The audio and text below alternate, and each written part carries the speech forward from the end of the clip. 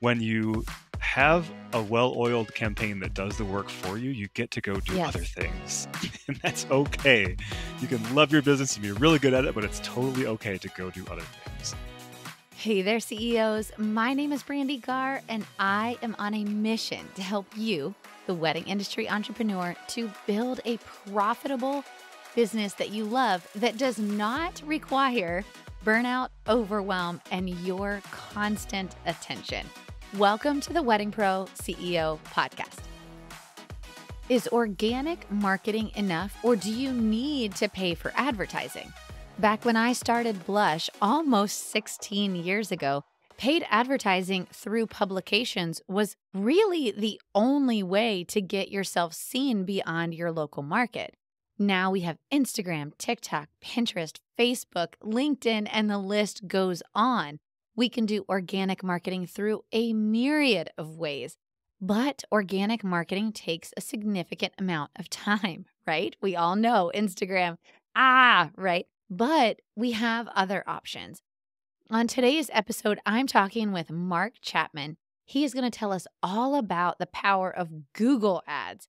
And, Google Ads is something I have not jumped into for Blush, actually, even for my coaching business. And it's so intriguing because Google is still the number one search engine. And if you can come up higher ranked through paying a small amount for ads, it's definitely something that I'm going to be looking into for both of my companies in 2023.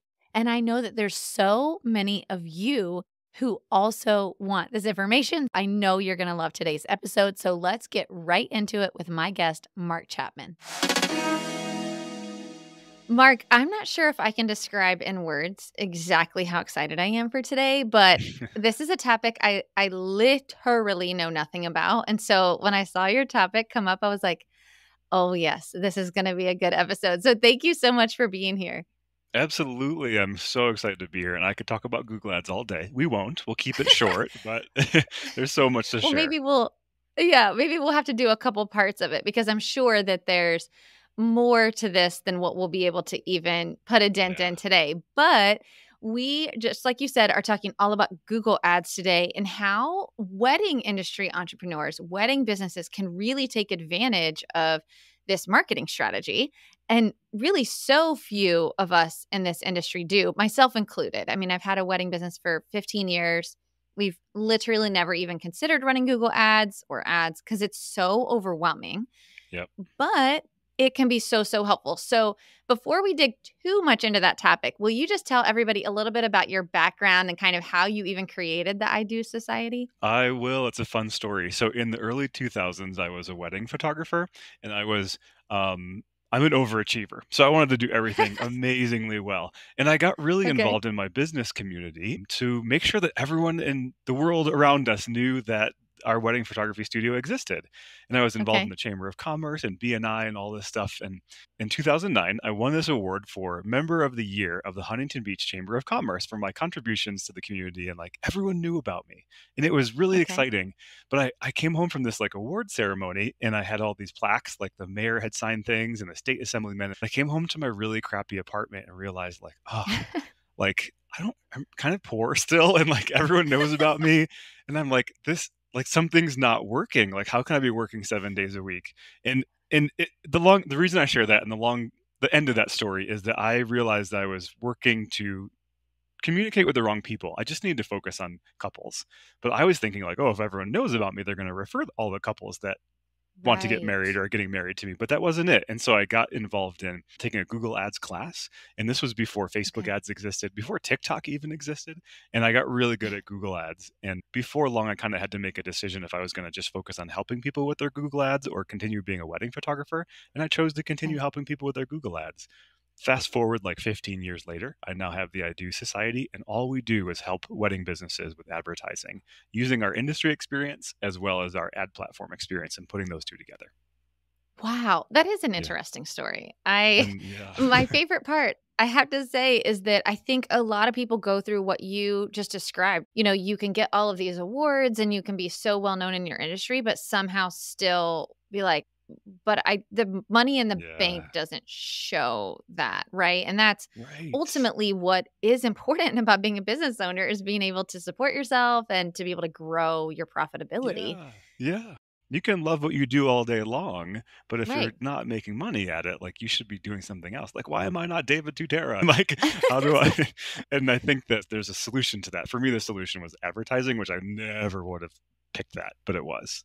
You said you went to a class and started learning about it.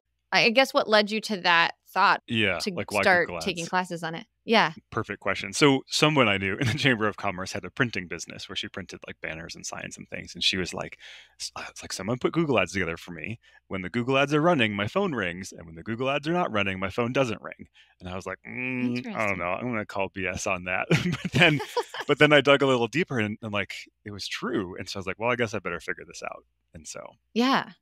yeah. Okay, so then you decided to kind of teach yourself. And then how did that affect your wedding business, your photography business? Was that true that when you were running ads, it all of a sudden like took off? It wasn't all of a sudden because I didn't know what I was Okay. doing. And so I was like, Okay.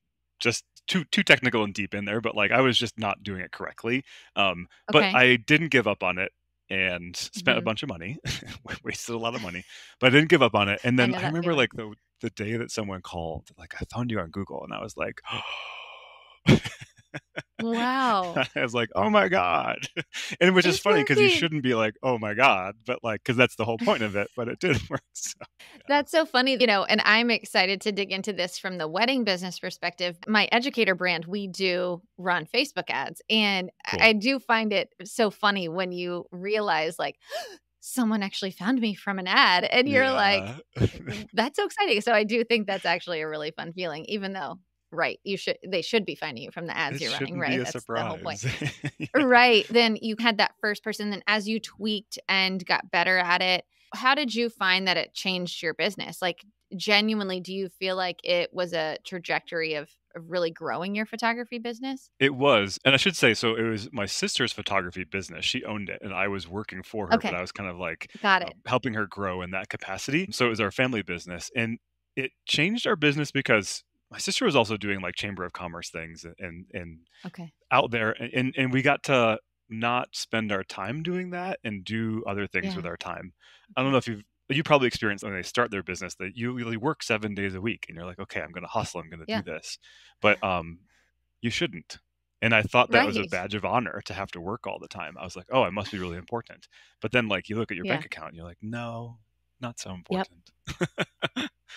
You guys, can we all just take a pause for how awesome that was? Like, Mark and I have literally never spoken. We've only ever emailed back and forth. We were introduced, Yeah. and this is exactly what I say on the show all the time. We wear overwhelmed and overworked as a badge of honor. It's like if you're in the wedding industry, the most exhausted person at the networking event must be the most successful. I don't want to buy into that. Like, I'm not doing that. It's It's not going to not. happen It's anymore. not. It's not. And there's such Yeah. smarter ways to do business. Okay, Yeah. let's jump into this. For Blush, my planning company, we've never run paid advertising. I paid ads. We Mhm. do paid advertising, right? Or we did. And truthfully, it's because it's incredibly overwhelming. I think a lot of people in the wedding industry feel that way. And why do you think that is? It's overwhelming because these advertising platforms are built for enterprise level businesses like Target and Starbucks. And Okay. there is functionality like algorithms. Like, that's a scary word. When you're a wedding florist, like, that's a scary word. And Yeah. they're so huge and so big and so complex that knowing what to do in them, I think there's like overload. And also, it can be expensive if it's not done correctly. And we've worked so hard for our money. Why would I give my Yeah. money to Google and not know what's going to happen if I work so hard for this? So Yeah. I think they're overwhelming technically. There's money involved, Mhm. and we are small businesses that really only need just a small percentage of the functionality of those platforms and should only be Mhm. spending a little bit of money. And so, like, how to do that is just scary. It is really scary. And I think, too, there's this, I guess, thought out there that you should know at least a little bit about everything you even hire out. But to be honest, I don't know that I buy into that because I don't really want to know that much about Google Ads. Like, Yeah. I'd rather have a company like yours be able to say, this is what I need you to do, and this is how we're going to skyrocket your business. Tell us a little bit more about that. What should we know as the business owner before either hiring it out or even looking into it ourselves? Yeah, I feel like that the answer to that question is like hours long, but I'm going to bring up like a couple of quick points. A lot of Yeah. folks, if they do hire it out, hire like a local company that's in their community that knows their community, which is in theory like Okay. really good, and they're probably really good people, right? But they Okay. don't know the wedding industry. So knowing the wedding industry is more important than that company being local, and here's why. If you Mhm. are a bridal store, let's say, your local company might choose to show your ads when people search for wedding dresses, which okay, that makes sense. I'm a bridal store, I have wedding dresses. But if we really put ourselves in the shoes of that bride who's searching for wedding dresses, she might be just looking for different styles or pictures or like, who are the designers? And so they're going to click on your ad and spend your $3 and then go back to Google and keep that search going. And Yeah. instead, that keyword focus should be bridal store, wedding dress shop, the place they're going to go book an appointment. And that's Uh, just one example of bridal stores. There's more examples with venues, or even if you're a wedding photographer, bidding on the keyword wedding photographer, not wedding photography. So yeah. there's like a lot of lost money and lost time when you don't know the questions to ask. And it's just a matter of Yeah. putting yourself in your couple's shoes and saying, how would they search for my business, who I am, and what I have to offer, Mhm. not the product? I That got makes kind of so much technical sense. there. And yeah, but something I totally would have never even thought of. I would have been like, yeah, wedding dresses, done. That's All day exactly what I want long. to write for. Yeah. Yeah. So that totally makes sense. So I guess Google is still the number one search engine. Is that Oh, 100%. correct? Yeah. I think when people think about ads, a lot of us go straight to Facebook. Tell us why you feel like Google is really superior or different. Why Mm. would somebody maybe consider Google over Facebook ads? I don't think that people actually search on Facebook. Say you got engaged. Thanksgiving, you got engaged. Christmas, you got engaged in like January, you're like starting to search for your venue.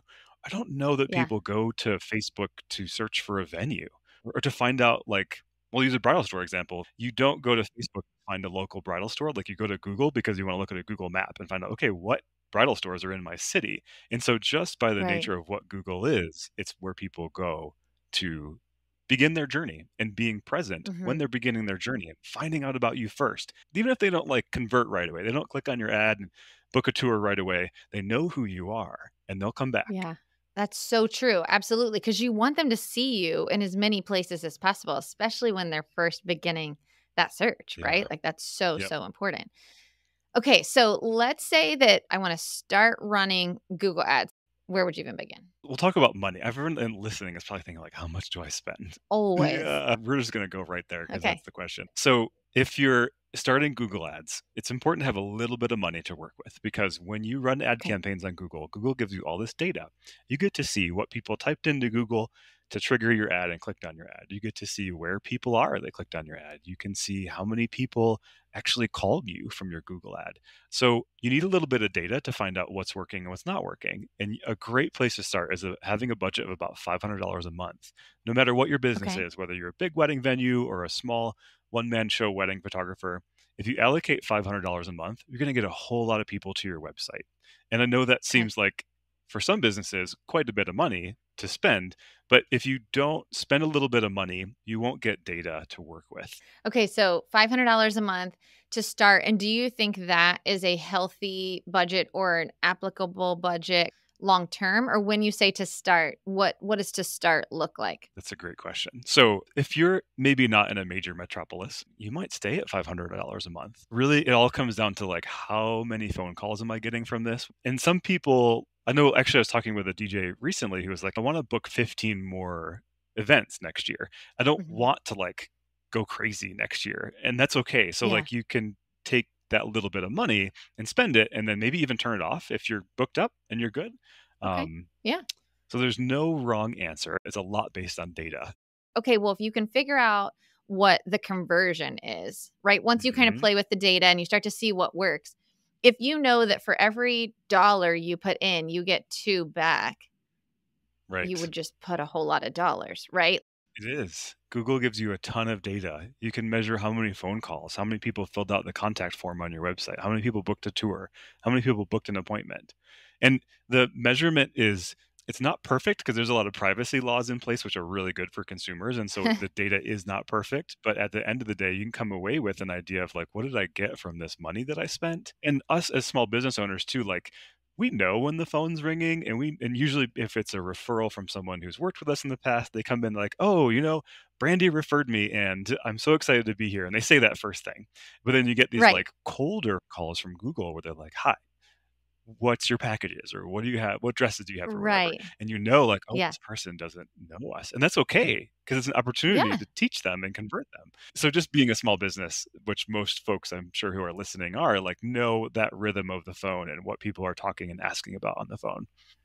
Okay, that makes sense. And I love too that it's kind of like, okay, well, at any point, if you feel like we're actually getting too many phone calls, right? Then you can just turn it off and take a break, Turn it off. if Yep. you're at capacity, which is wonderful. So we were talking about that $500 a month to start because I know people are thinking this. How long do you think it typically takes to gather enough data to where you are starting to say, this works, this doesn't, let's pour some gas on this? It can work right away. Like, if you have a really good ads campaign created and you know what you're doing, like, you can turn the ad campaign on and people can call that day.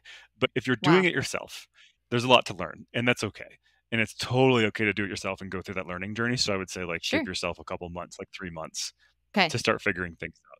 Because again, there's that relationship between if you spend more money, you get more data and you learn things quicker. But if you don't spend as much money, you have to have more time. Right, which totally makes sense, and I do think it feels a little bit in the beginning like, "I don't know where this money is going," but it's paying for the data. So what about for wedding professionals? How do you consider making sure you're not getting calls from, like, all over the country? And so you can set location targeting by zip codes, you can set it by cities, you can set radiuses, Okay, you can get really specific with your location targeting. You can also create 2 campaigns. You could create separate campaigns for different geographic places, and you could find out, okay. "Hey, am I getting more leads from Toledo or am I getting more leads from Cincinnati?" Oh, And you can use that conversion measurement to find out where you're getting the best return on investment is from. You could even say, "Hey, I wanna do more work in Toledo." So maybe I'm not in Toledo, I'm nearby, but I want to do more work there. So I'm going to use my ad campaign to reach more people there to build my business there. and really, again, it all comes down to measuring data. Whether you're hiring it out or reviewing it yourself, really being involved in that data is important, right? To be able to It is. understand what's working, what's not working. Whether you do it yourself or whether you hire it out, you need to have some sort of finger on the pulse of the data. Yeah, it makes sense in that. When you're working with a wedding professional, do you need them to be somewhat involved and here's what we think is working, here's what's not, or are they hands off?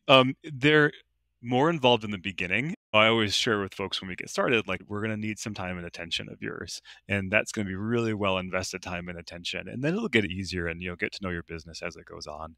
It does take time and attention in the beginning, but it's well spent.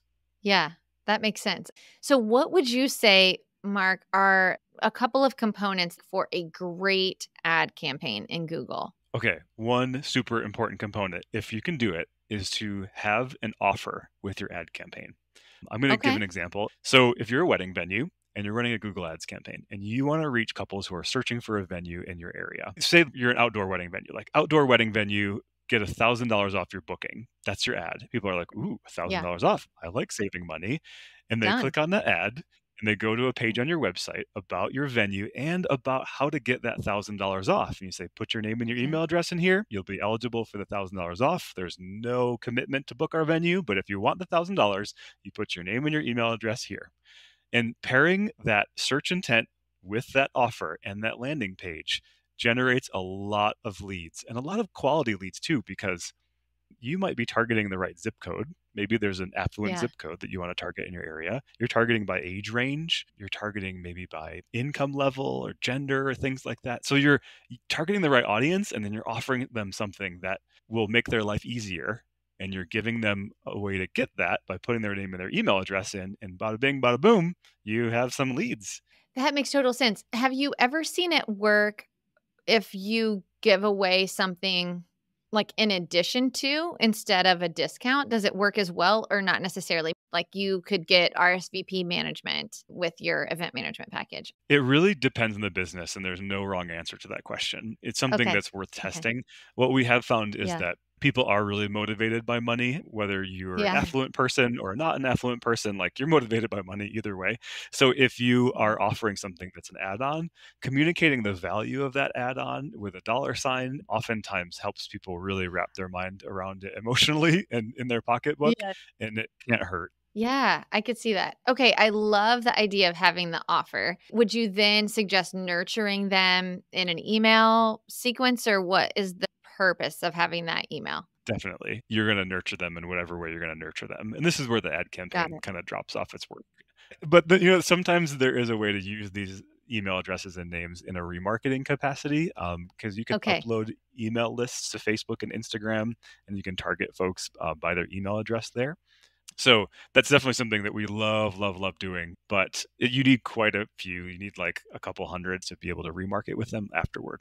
Google has remarketing. It's done in display campaigns. Search campaigns when someone types in a keyword and then ads show up that like, oh, you search for wedding dresses, here's an ad about wedding dresses.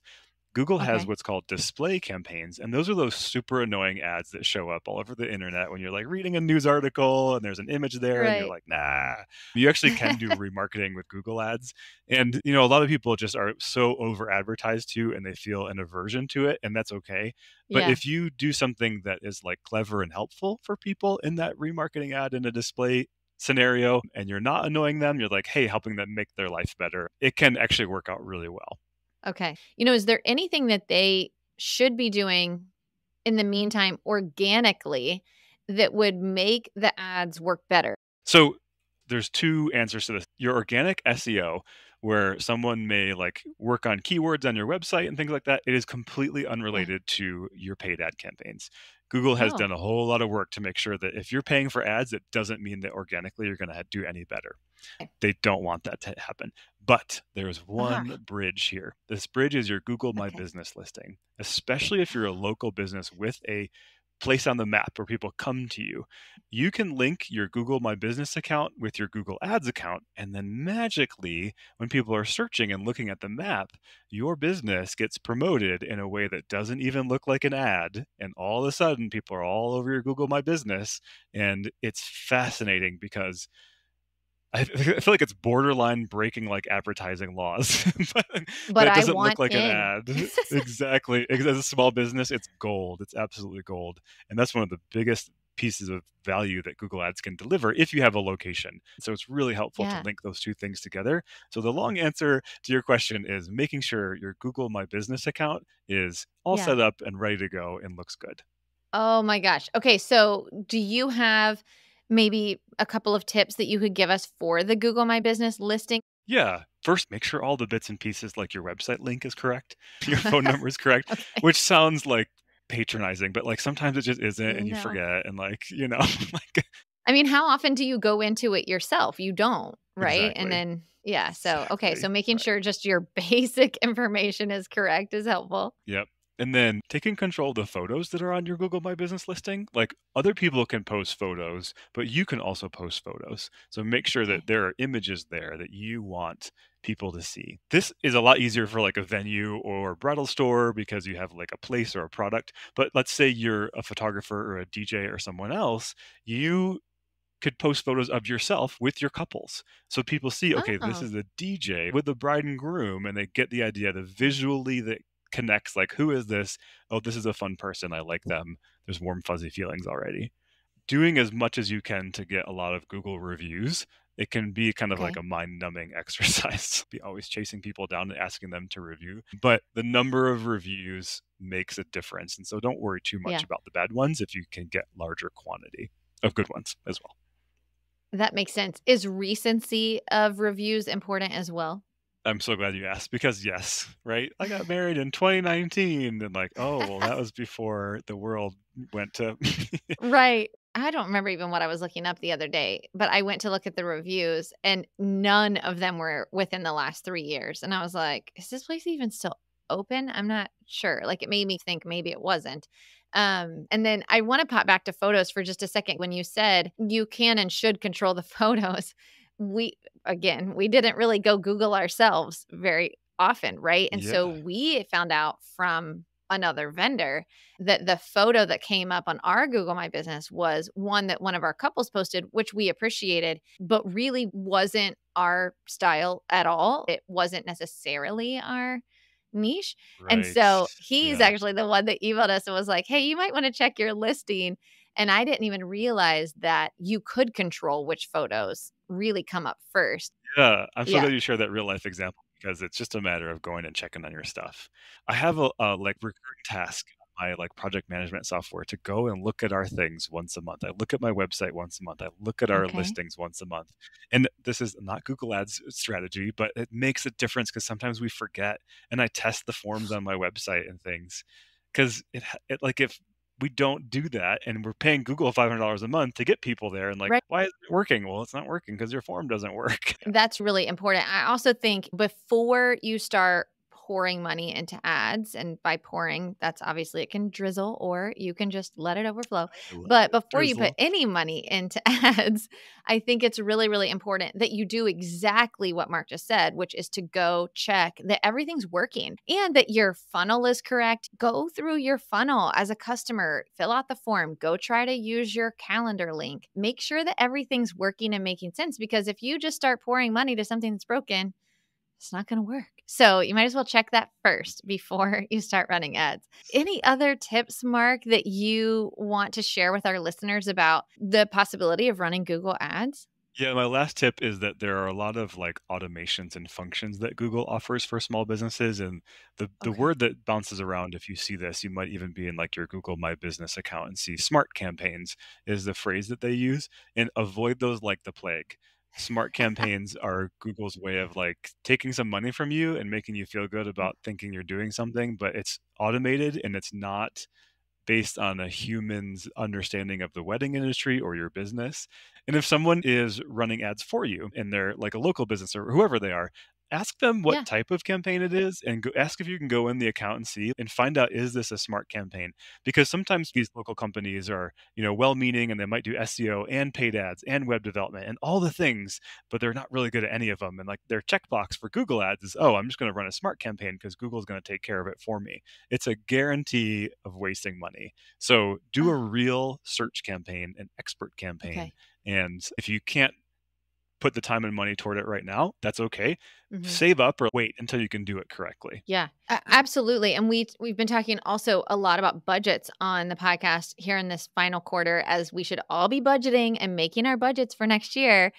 Yeah. So, you guys, if this is something that you're considering doing, really think about, could I start running Google ads next year? Or even could it be something I budget for fourth quarter of next year? If you budget it now for next year, you can be saving to make sure that next summer you hire an ads manager, you call Mark and his team, or you take a class, whatever it is you're going to do.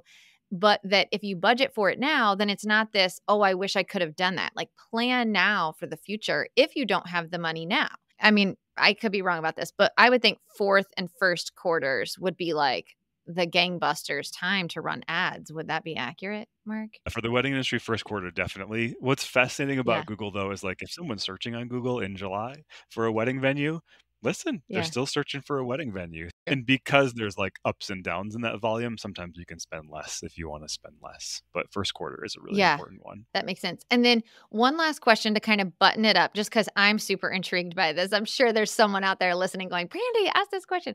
What can you expect your return on investment to be post the data figuring out phase? Like, is it, $2 on every dollar, $5 on every dollar? And there may not be an exact answer to that, but what should we consider?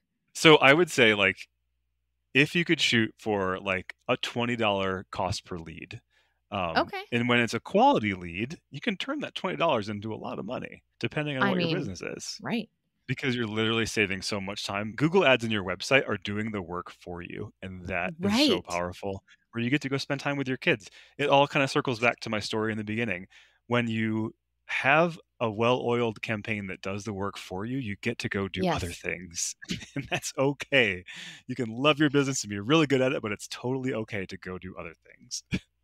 Oh, Mark, I mean, you're speaking the love language of this show. Like, it just Yay, absolutely good. is We don't give into the hustle culture here. You want to build a profitable business that you love, and you cannot love your business when you're a slave to it. You can't. You're going to burn out. And so Yep. really understanding how to drive leads. I will say one of the coolest things that I noticed is that I can be literally having dinner with my family and see sales come in because it's Yeah. all automated for us on the back end, right? And that's taken a lot of time and a lot of work and a lot of money, but it has been amazing, the payoff. So exactly what you just said, I can vouch for that feeling of just like, wow, like it's working and we're not out there hustling for it, you know? So It's I so love that. beautiful. And when that first happens, my experience with that was like, "Is this okay?" Like, it doesn't feel right. Right. And then, "Oh, I Yes. guess it is okay." Like, I don't have to feel guilty about not staring at my computer screen all day long. Like, that's okay. You know, a lot of us pay some of the major publications a lot of money to advertise with them, and being able to maybe consider putting some of that money towards more targeted to your demographic and people that you specifically are going after might be a better use of your money. It just might. So just a thought out there for anybody wondering how they're going to come up with this money. Mark, this was so awesome. Tell everybody how they can get in touch with the I Do Society, with your team, and where they can find you online.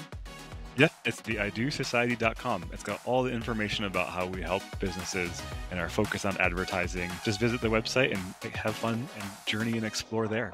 I love it. Oh my gosh. Okay, you guys, go give them a visit, drop a line, say hi, tell them you heard them on the Wedding Pro CEO podcast.